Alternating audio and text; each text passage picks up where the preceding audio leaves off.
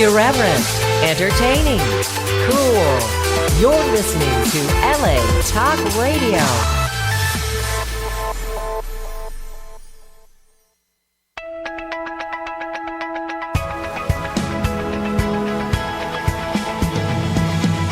You're listening to Question Reality with Priscilla Leona, right here on LA Talk Radio.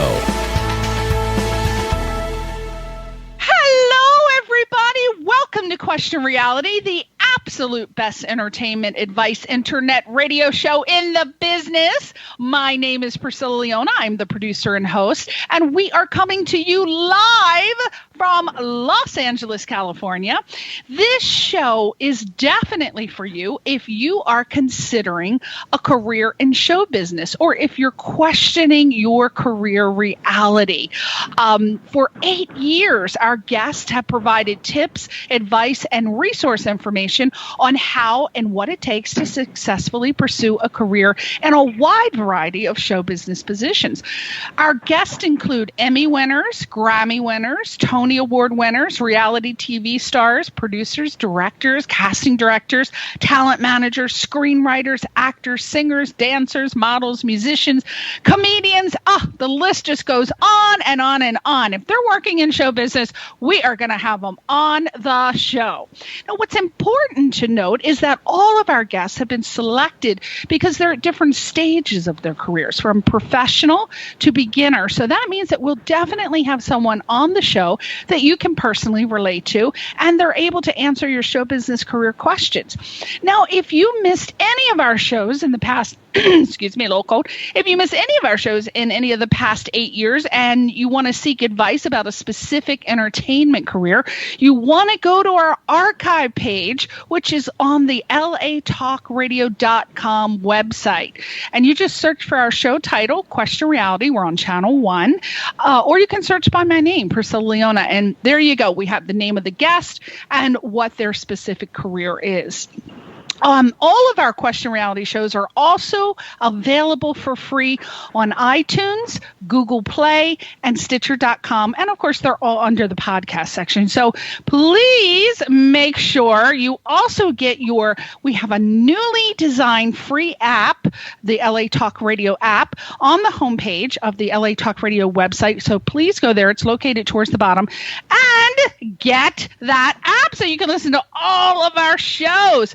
Finally, very, very exciting news. If you want to be a guest on our radio show, or refer someone who's working professionally in the entertainment industry, we are currently booking for 2017. As you know, our shows are always booked 6 months to a year in advance. So please go to our official website right now and submit either yourself to promote your projects or recommend someone else, and we'll take a look. The website is questionrealityradioshow.com.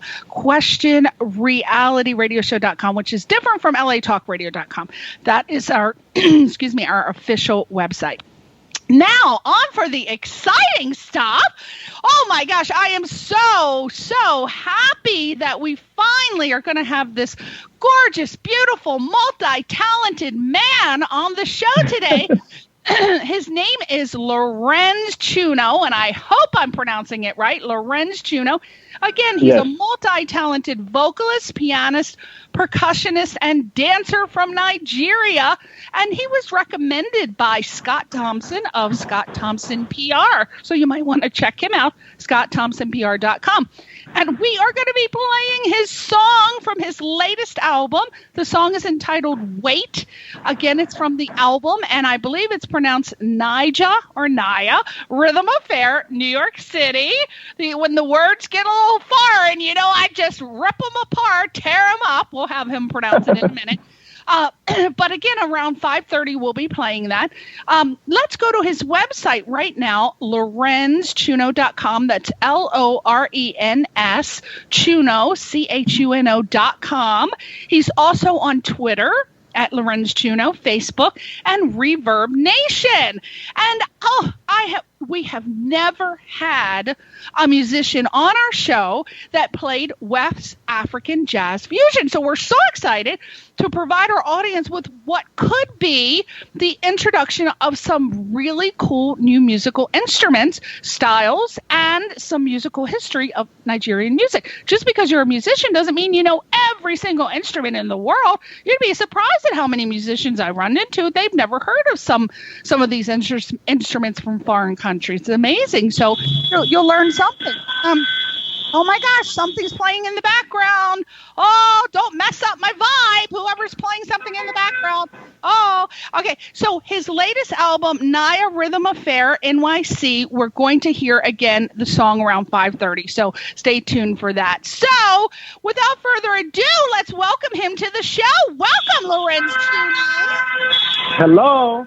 Where are you? Are you somewhere outside where there's traffic all over the place? I hear horns beeping. What's going on?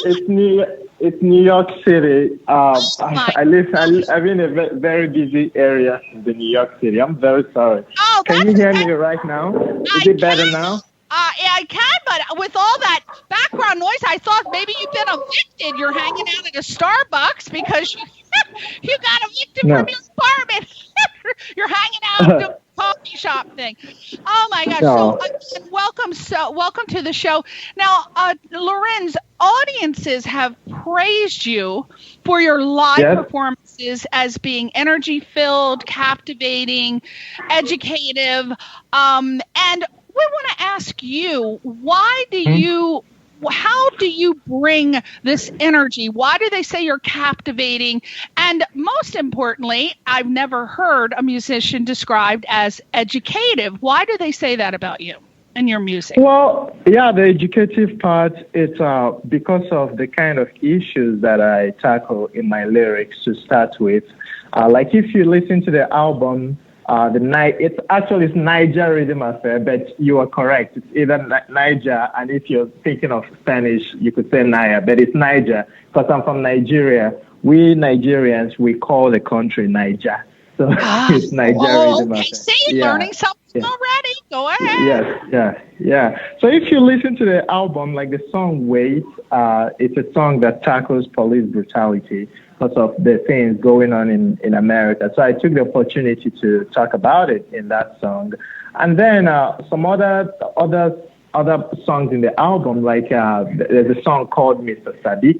It's a song that tackles how Westerners treat Africans when they come to Africa. They have the best intentions, but they kind of misunderstand us a little bit. So I tackle that.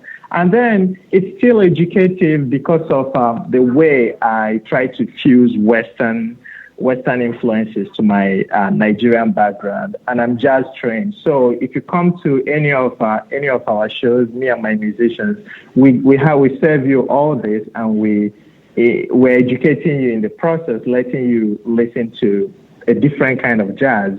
And it's energy filled because I dance. I try to get the. Oh, don't I know you dance? Oh my God! Hold on, people. Hold on a minute, because now audience had praised your live performance as energy filled. Okay, I watched your YouTube video from the song Reflection, and I believe that's off your latest album, The Naya Rhythm Affair. And ladies, let me tell you, that video is super sexy. Lorens Chuno, he is rocking it shirtless, and he's got this Adonis physique. And I said, woo, sign me up to watch all your music videos. You've got some Chippendale moves happening in this video, ladies. Now, I suggest all of you ladies pull up his YouTube channel, either right now or maybe later tonight, with a bottle of wine and a jar of boy butter. I'm just going to put it out there. You are so kind, Priscilla. What is going on with that video? How could you? That should be rated XXX. Well, I don't know. That's how we perform in Nigeria. That's how I'm just being natural and honest. That's how we perform. So I just serve it out there, and the audience, they're allowed to interpret it's wonderful. however they want to. Well, you know what, Lorens? First of all, I want to know, did you produce and direct that video? Because whoever did it is fantastic. It's a really great music video because it's usually so expensive to get a high production quality music video done properly, and this one is really done well. So can you talk about this video and the whole process that it takes for a musician to get a music video done like that these days? How do you do it? Yeah. Well, that video, I directed it myself, but I had a friend who produced it. His name is Mike Sullivan. I think when it comes to music video, it's good if you're a beginning artist, your goal should be to try and to make the best video you can make for little to no money, So if you start with thinking of spending a lot of money, you might end up spending that money and not getting the best video. So I think look around your surroundings and think of a concept that you want to portray in the video. When you think of the concept, think of what you need to produce the video. Do you need like a restaurant? Do you need a bedroom? Do you need a walkway? Do you need to be on the road? Do you need to get a shot from the sky and so forth? Then write all of them down and then start thinking of the cheapest way of getting those things that you need. Cheapest way, think of the cheapest restaurant. There's probably somebody out there who wants his restaurant or her restaurant to be in a music video. You just have to give it time and look for it. If you want a bedroom, a nice bedroom, you could probably configure your bedroom to look nice. You could probably borrow things or buy things from a cheap store to make it look nicer. If you want a shot from the sky, you could look for a skyscraper and talk to the people who own it and keep talking to them until one of them will be like, I want to support your art. So it's good to start to think of the cheapest way. Think of the best music video you want to make, and then think of the cheapest way to make it. So that's my approach. I love that. I love that tip you just gave about getting the shot from above. I never would have thought about that. Going on a one of those cranes, one of those cranes. Yeah. Oh, because you can also get a shot of the guy's business on the crane. So it's product advertising. That's a great tip. Now you have played a ton of concerts and you shared stages with international acts like Chicago Afrobeat Project, Sierra Leone Refugee All Stars, and you worked with some legendary jazz musicians, drummers like Poogie Bell, Roger Humphreys, and pianists like Howie Alexander and Mark Carey. You also garnered international recognition, including the appearance on the Nigerian Television Authority Celebrity Corner and the African Independent Television Artist Notebook. So, for those of us who don't know the Nigerian Television Authority Celebrity Corner, is that sort of like our country's American Idol show? Tell us about that. Not quite. It's more like our country's Access Hollywood. It's not like the U.S. Access Hollywood. Yeah. So that's pretty big, though. Yeah, that's pretty big. I was very happy they were willing to feature me because I was around and I spoke to them and I didn't get any response. Then I reached out again and then they looked at my video, the video you're talking about, the reflection video, and they liked it. They're like, we want to talk more about you. And then they saw that I have an interesting background, that I lived in the U.S. and some other things I've done. They decided, that would be a good fit. And I was very, very grateful about it. Yeah. And the same story for the AIT, the African International Television. Yeah. And my gosh, these people that you played with, these are legendary jazz musicians. So obviously for those of you who have not heard Lorens Chuno yet, when you hear him, you'll obviously be able to tell he's talented. But to play with Poogie Bell, Roger Humphreys, Howie Alexander, they must hold you in high acclaim. How did you, meet these guys? Was it just at jam sessions or did they refer you? How did you? So I did my undergraduate in Pittsburgh, Pennsylvania. So what happened is that while I was in school, I developed a good relationship with a lot of the musicians in the Pittsburgh area. And Roger Humphreys is a legendary drummer. Pooji Bell has worked with everybody, including Erykah Badu, including Shaka Khan. So, but they come out to those jam sessions, and they would see me sing, see me play some piano. I'm not the greatest pianist, but they'll see me play, and they see what I'm bringing. They see that what I'm bringing is kind of unique. It's kind of different from what the regular. I don't want to downplay what other people have, but they see that it's kind of new. It's kind of unique, and they took interest in me. And when I was recording the album before this one, I spoke to Pooji Bell, and I was like, "Will you be willing to play drums on my CD?" Yeah, he's like, "Yeah." He came out and he played 5 songs, and I was very grateful about it. Roger Humphreys, he worked at the University of Pittsburgh, so I would go there and watch him teach drum class and stuff like that, you know. And I spoke to him about coming to jam with him, and he agreed with that, and we performed one day at an event in Pittsburgh over there. Yeah, Mark Carey, I met him in New York when I moved to New York about 3 years ago. Yeah. You know, I love that you're telling the story about playing with these people, because how you met them and how you just felt confident enough to just say, "Hey, will you play on my album?" A lot of musicians are actually too intimidated to ask famous celebrities to do that, thinking, "Oh, they'd never do it." But why don't you tell us? It doesn't hurt to try. I mean, at least you can ask like you did, right? Yeah, it doesn't have to. Yeah, and it depends on you. But you have to come off. I don't know how to put it.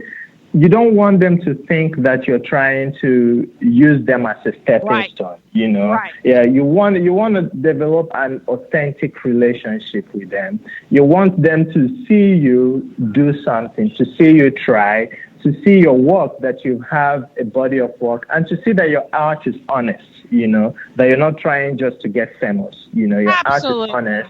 Yeah, well, you should genuinely have an interest in their particular music. You should never be disingenuous. Yeah. I mean, people can smell desperation a mile away, especially sensitive musicians. So don't try to pull that off. And don't push yourself. Yeah, and sometimes they might say no, but that no might just be not this time. You know, it doesn't necessarily mean it's a no. You know, so like there's this guy, his name is Lionel Lueke. He's a jazz guitarist. He's like, I would say, if you count the 3 best three well-acclaimed jazz guitarists in the U.S. today, he's one of them, and he's African. He's from Benin Republic. So when I was what is his name? What is his name again? I want to make sure we get his name. What is his name? His name Lionel Lueke, Lionel. Then Lueke, Loueke, Lionel Lueke. Got it. Yeah. Got it. I'm going to look him up. So continue. So I spoke to him about playing it on the album, and I sent some of the songs to him, and he listened to the songs, and he told me, "Hey, I don't connect with these songs." And I was kind of offended the first time. He's like I know who is gonna do a really good job, you know, and he's referred me to somebody who ended up being like the perfect guitarist for the song. Oh, isn't that great? Yeah. I love that he was honest. I respect. Yeah, he was very honest. He's like, I don't connect with the song. Until today, he still keeps in touch with me. I finished recording the album. I sent it to him. I was really happy. And, you know, I thanked him when he said I don't connect with it. I thanked him, but he referred me to somebody. And you don't just have to work with that person, but it's good to be known by the person at least. You know, maybe it's just not that time. Maybe it's another time. Yeah. Yes, absolutely. Now, Lorens, when and what was your inspiration to start playing music? When did you know I'm musical? I have to play music. Okay. My story is kind of a little windy, so I'm gonna try my best. I played music a little bit when I was younger. I played a little bit of the piano, but it wasn't anything serious. Because I grew up in Nigeria, and if you come from a family where the parents are a little enlightened, they want you to be college educated, and they actually want you to do something in the sciences. Why? Because Nigeria is not as advanced as the US. There's not a lot to do. Your main ticket to being successful is getting a degree in maybe law, in engineering, and in medicine. That's where you're able to get a job.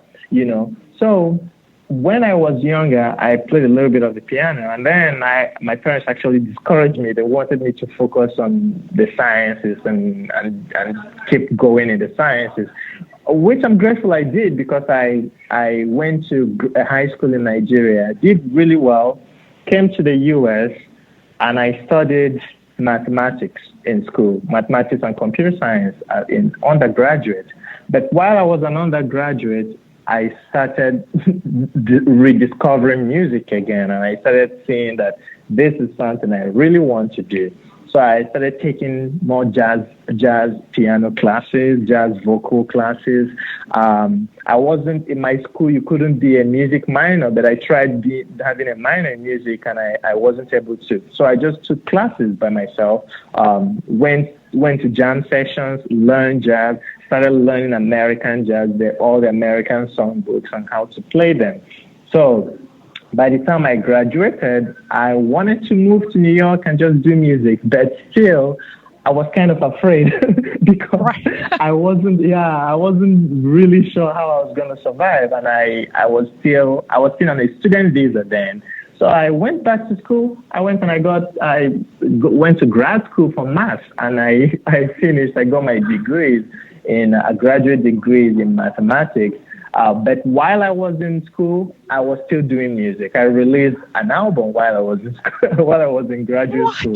So, yeah. Well, you know what? I love that, because you did the right thing. You've got your backup career, because with you having that degree, I mean, hopefully you're going to become an extremely successful celebrity musician. But if for some reason it doesn't work out, you still have a second career. You can teach. You've got so many academic skills, and that I feel is always the way you should do it. I mean, a lot of artists just don't do it that way, but I feel that's the right way. I really do. It could be tough, especially in today's environment, whereby we don't have recording labels anymore. They don't really exist. The money that recording labels used to have, they don't have it anymore. So everybody is independent. You have to start independent, and the best way to do is to equip yourself in such a way that you can do the kind of art you want to do.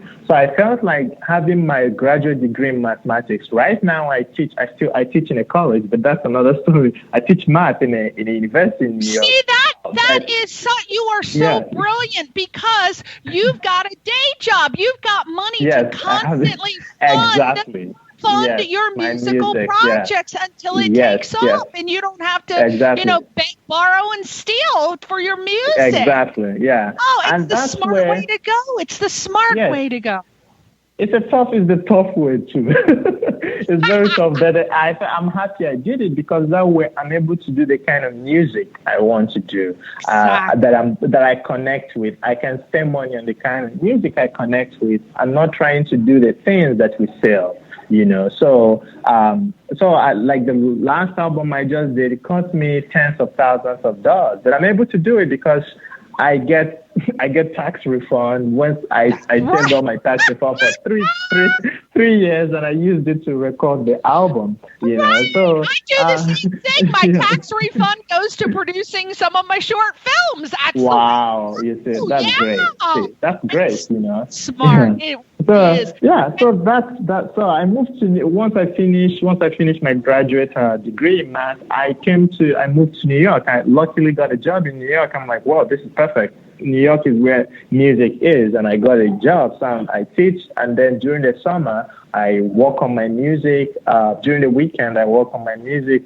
I have a 9 to 5 where I go, I teach, and And the good thing about having a day job as an artist that I'm beginning to discover is that your art becomes richer because you have a lot of things to feed off of. You have authentic experience to write about. Like if you're a singer who connects, maybe who works in a bank or something, you meet people that tell you stories, or you meet people who sometimes you meet shady people who know that that this money is not theirs. You can write a song about that, and all that. Yeah. If you work in a restaurant, you write, it feeds your art. That's what I discovered, that I meet authentic people who inform my art, and it's been a blessing, and I'm so happy about it. Yeah. Oh my gosh, that is so intelligent to say. You're right, because if you're a full-time musician and that's all you do, and you hang out with nothing but musicians all day, every day, I mean, there's a point where you just get burnt out. I've seen it. Yeah. I've seen it. And it's very sad to me. I have many friends who are musicians, and they started out loving being drummers and pianists, but then they tell me they have to get up very early and they have to pound the payment because their sole income comes from their next gig.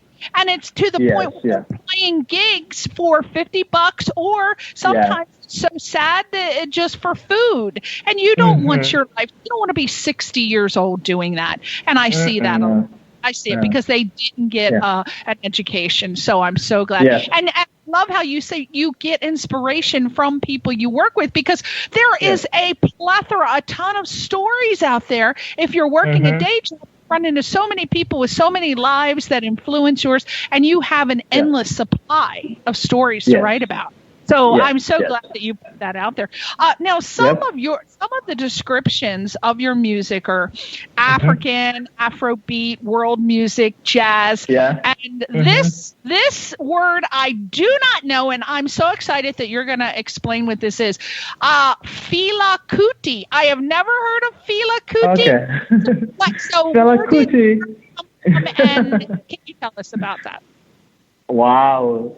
Okay, first of all, I'm going to make fun of you a little bit. Oh, I didn't pronounce it wrong. for not knowing who Fela Kuti is. Fela Kuti, he's the famous African musician, Nigerian musician.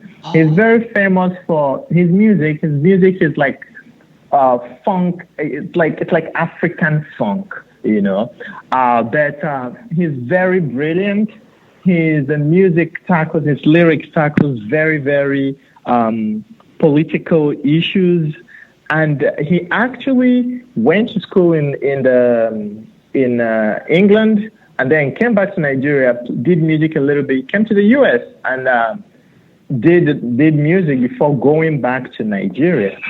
So his band, he has this huge band, like of 20 people. So he travels around the whole world with them, and he never cared about money. He didn't care about money until he became famous and started making money from it. But he came from a little well-to-do family. But the main thing is that his attitude towards music is very genuine, very honest, and he uses his music as a weapon. And that's why he's very, very influential. He released about close to 70 albums, And then what happened is that every artist, no matter how positive you are, you have your own downside. He has weird relationship with women. He believed in polygamy and stuff like that. And he smoked a lot of weed. But do you know what? To be honest, life. Lorens, I don't see anything wrong with a little polygamy. If everybody gives consent. Yeah. Yeah. So, but his life was a Broadway show. And I think it's still running till today. It premiered in 2010. I actually came to see it, and the dancing was fantastic. So look it up, Fela. The name of the Broadway show is Fela, F-E-L-A, exclamation mark, F-E-L-A, exclamation mark. Just type Fela Broadway. You will see his life was a Broadway show, and he influenced a lot of Nigerian musicians, including myself. Yeah. Wow. Oh my gosh. See, I told you people that we were going to learn some new stuff today. I had never heard of this gentleman, and now I'm going to Google him, look him up. It's going to be like an hour of that. So there you go, people. We learned something new. Now, your latest album consists of 10 original songs, and I understand that they're all composed, written, and arranged and produced by you, which is amazing. Yes. But we can do that because we have a day job. So yay, 2 thumbs up. Now, lyrically, the songs, as you said, they directly take on issues that are not necessarily related to one another, but I guess they come together to form a cohesive body of work. So tell us about, because we're about to hear your song, Wait. We're about to play that one. So, for example, Wait, you said that Wait directly and fearlessly tackles the issues of police brutality and the deep-seated racism in America. So can you briefly elaborate on your feelings about that, and what do you think society can do to make a change? Okay. Well, I wrote that song at the ending of 2014 when the police brutality, especially in specific police brutality against black people, black men, was at its peak. That's when it started. That's when the whole Black Lives Matter movement started. And as a black person living in America, I was affected. I mean, not surprisingly, I was really, really affected by it. I come from a country where the police are corrupt, but at the same time, the police, they hardly killed anybody in Nigeria. But here, the police are not necessarily corrupt. You can't bribe them. But at the same time, they have a different kind of corruption in that they kill people, So I started pondering on it, and the movement was going on, and the rallies would be organized, and I would be invited, but due to the fact that I go to work in the morning and come back in the evening sometimes, I wouldn't be able to attend it. So one of them I ended up attending, and I attended that rally, and after coming from the rally, I had to go to a music event, and as I was entering the event, I saw people who were complaining about the rally. These are people, they happen not to be black, but they didn't have empathy about it. And I kind of started noticing that these people, they might not necessarily be bad people. They're not bad. They're just normal people, but the problem is that they're not, it doesn't happen to them, Right, so they can't relate, and I see that that's probably what the police people are going through. They can't empathize, they can't empathize, they can't put themselves in another person's shoes. That's why they're so quick to shoot. So I just wrote a song, and I wanted it to be direct. I didn't want it to be too poetic so that the meaning would be lost. So I said, they're sworn to serve and protect, but here they kill and molest, and human rights they neglect, and they make people go ahead and protest. So that's the first stanza, first verse of the song, and the weight is from my experience when I was in Pittsburgh. I remember one day being apprehended, stopped by the police. They were looking for somebody they thought was me. They held me. Yeah, they held me, searched me, made me lie down on the ground. They wouldn't even listen to me talk until one of them said, "If you talk again, I'm gonna shoot you or something." So I raised my hand up. I'm like, please wait, don't shoot me. That was when he had my. Were they white? Both white? Yeah, they were white. They were all white. Yeah. So that was when they heard my accent, and they were like, "Where are you from?" I told them. They said, "What do you do?" I said, "I go to college." And that was when they left me. I wasn't. Funny enough, that time I wasn't offended that they stopped me. I was offended that they didn't apologize. After I was offended. But that's where it comes from. That's where the name, the title of the song comes from, and the story behind the song. Yeah. Okay. Now, just before we play the song, what do you feel that society can do to start making changes with the issues of this police brutality and the deep-seated racism in America? I think, personally, this is just my opinion, and maybe I'm being a little pessimistic, but at the same time I'm optimistic. But the pessimistic side is that the history of the country kind of comes with racism. And that's the only pessimistic side. And I feel like that what we have to do now is that we, as people living today, especially people who are, because black people experience the original racism of this country. So especially people who are not black. So let's just go ahead and say white people should think, kind of think of what the black person is feeling, how you're approaching life. Because as a black person, even if you haven't experienced racism, if you're wise enough or if you're enlightened enough, you will know that it's kind of embedded in the fabric of the country. So if we are all aware that this racism didn't start today, and for that reason, it can be found in everywhere that we don't expect it to be. Just like this country is a great country that was founded on liberty, on individuality, on the American dream.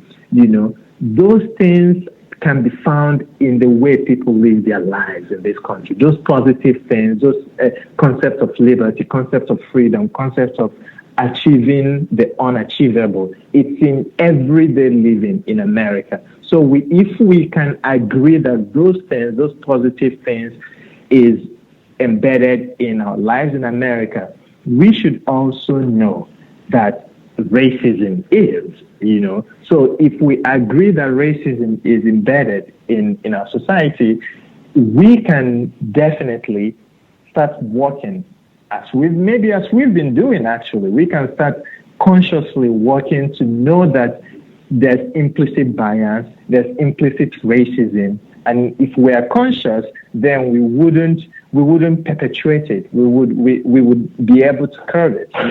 So I just feel like for instance, when it comes, sorry, I'm talking too much, but let me just make this point. Like when it comes to the police, for instance, I think a lot of training, serious training, honest training, not just training on the books. So do they not have? Do they not have sensitivity, racial sensitivity issues in police training? They haven't gotten to that point yet, or I don't know. They do, but I don't think they take it as seriously as it should be. For instance, if you go to certain black communities, or if you go to a lot of black communities, most of the cops are white. Let's say you're in a community in LA, for instance, a black community in LA, maybe with crime and stuff, or in the inner city, let's say New York, someplace in New York, or even in Pittsburgh. When they do the hiring, what they do is that they open it up to the whole country. They might get a white police officer from some place, maybe some rural place in Wisconsin or something. Somebody who doesn't know a lot about the culture, the urban culture, Inner city issues. Yes, exactly. I was listening to NPR and this guy, he said that he was hired and they put him in a black community. He said that his first time they put him in the night shift. And when he saw people in the night, all he saw was criminals. Like you're looking at people, but you're assuming that they are all criminals because they are sitting outside. Maybe they sit outside their porch. Maybe they are drinking or something like that. You're just assuming these people are criminals because you don't know the inner city culture, And he said that his eyes opened up when he now was put in a morning shift, and he saw those same people that he saw in the night, those same people going to work, those same people putting their kids in the bus and stuff like that. So those are the kind of things those are the kind of trainings that the police could do more about. They could do more about telling people that, hey, not everybody you see is a criminal.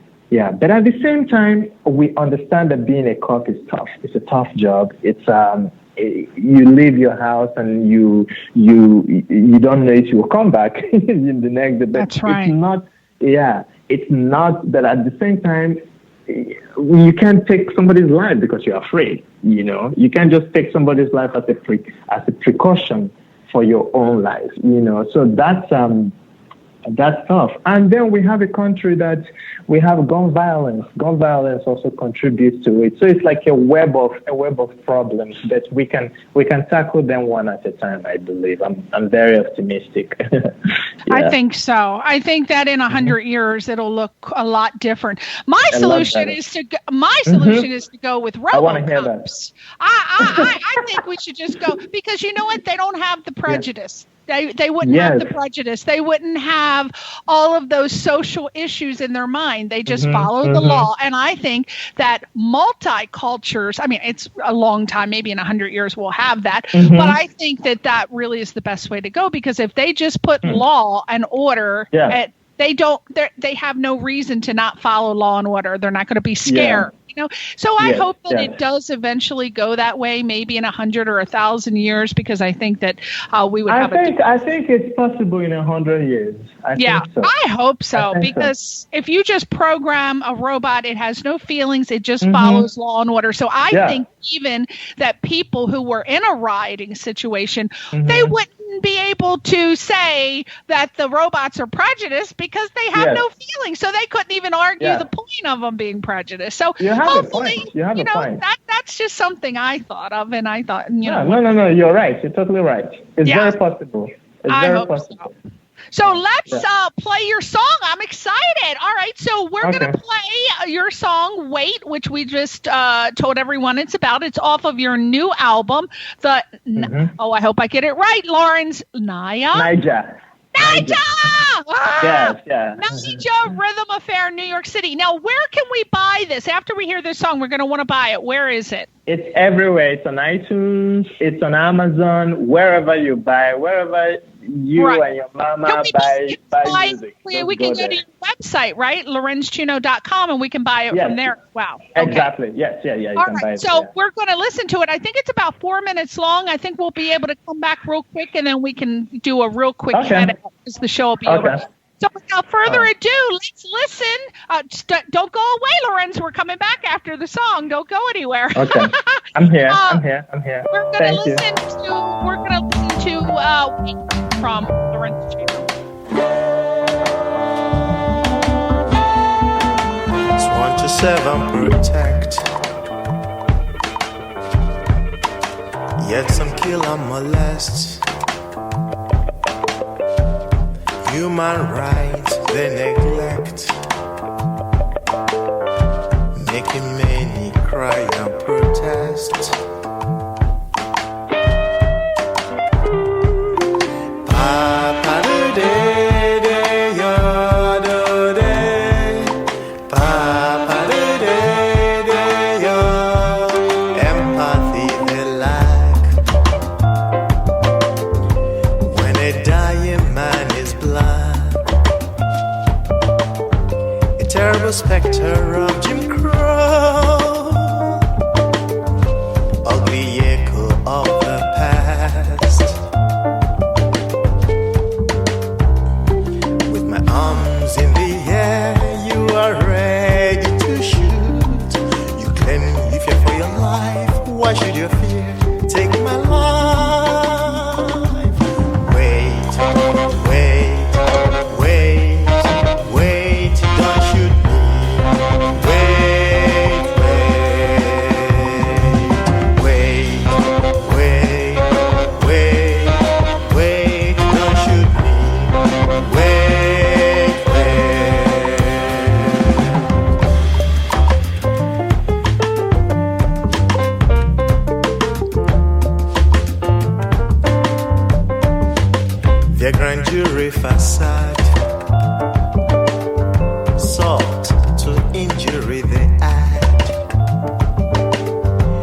massive failures to indict, more and more chaos inside. Wait, wait, wait, wait, don't shoot me. Wait, wait, wait, wait, wait, don't shoot me.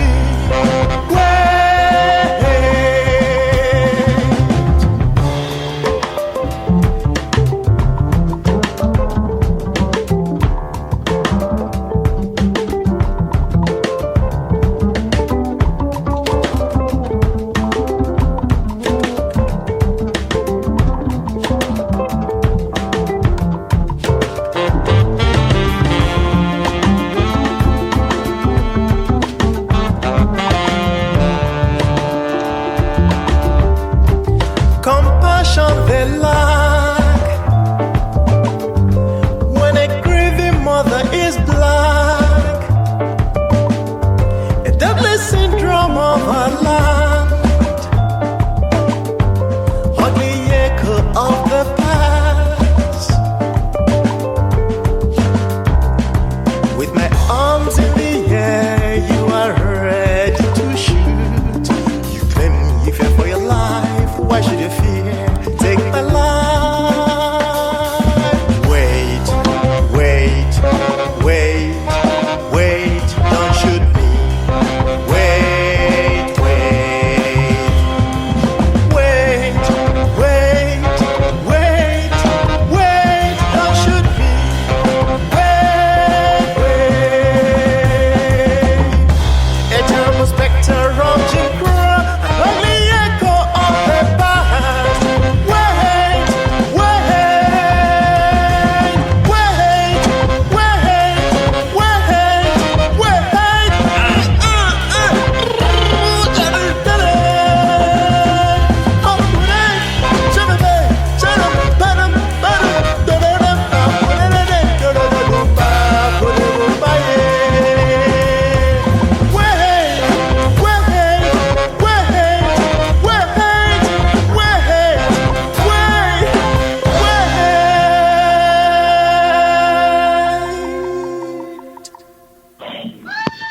Wow, that was fantastic, Lorens. Thank you.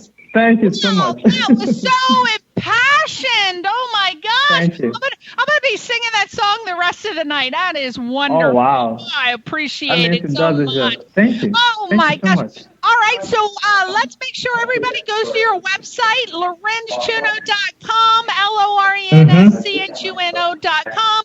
That is the Yep. song Beat from the album. And we thank you so much for coming on. Is there anything you want to say to your fans before you go? Wow. Thank you so much, Priscilla. I want to thank you first for doing this. This has been so fun. Your audience must be like ecstatic every day. This is a treat. You know, you've given me something to listen to every week. Well, it couldn't be. It's only as good as my guest. So you made the show. I had so much fun. Yeah. Oh. Didn't I tell you? Remember you asked me how many minutes it was, and I said 50, and I said, but it seems like it goes in 10. How do you feel? Yes, 5 minutes, 10 minutes? I feel so good. It feels like 10 minutes, actually. See, I knew it. Well, you know what? Can you come back on the show next year, and we can promote your next album? You promise? Awesome. I promise. Seriously. All right. And you feel free to contact me directly if you're not still with Scott Thompson. I imagine you will be, but just in case, I'm sure he won't mind. Great. Thank you, Lorens Chuno, for being on the show. Thank you. Please go buy his album. It is called Niger Rhythm Affair, New York City. Thank you. Right. And Peace also, out. please go and friend him on Facebook, follow him on Twitter. Yep. Follow him on Instagram and follow him everywhere. And let me tell you, ladies, I'm going to just tell you one more time. Go to YouTube now and type his name, Lorens Chuno, because I'm telling you, this video is so hot. This is a beautiful man. He is gorgeous, and he can dance. Oh. And he is great for some Sunday night action. You are so kind. Thank you so much. Thank you, Lorens Chuno. We'll see you next week. Oh, we'll see you next week on Question Reality. Bye. Yep.